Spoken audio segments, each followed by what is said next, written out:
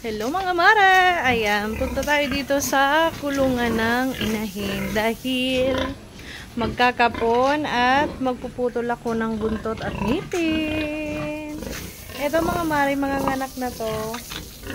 Ayan, mga nganak na yan. Saan ito yan, Judith, daddy? 24. 24 sa Pasko. Kaya naka-duty kami dito.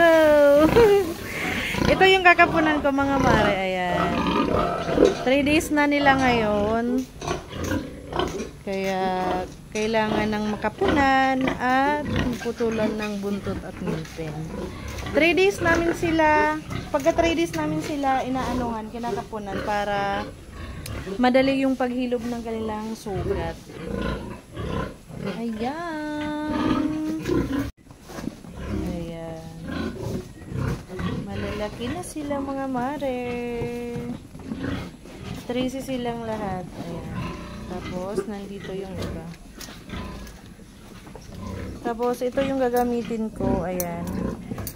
Lalagyan ko muna ng mainit na tubig at saka huhugasan para masanitize.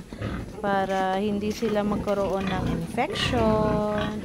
Ayan. Nalagyan ko na siya mga mare ng mainit na tubig. At saka ito yung gagamitin namin na iron. Ayan. From Yunako ito mga mare. Ito try namin dito na ito yung gamitin namin ni inject dyan sa aming mga biik. Ayan. Anti-anemia. Ayan.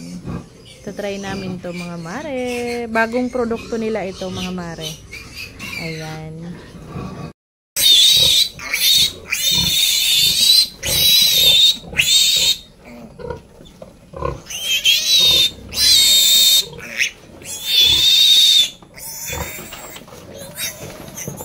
Puputulin muna natin yung kanyang ngipin.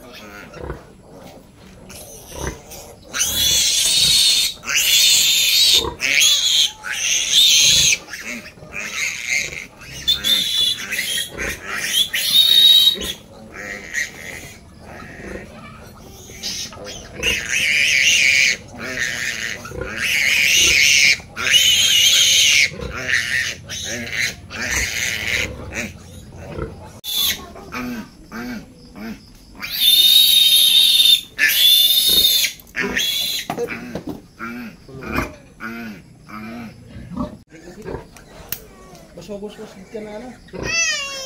Ala maga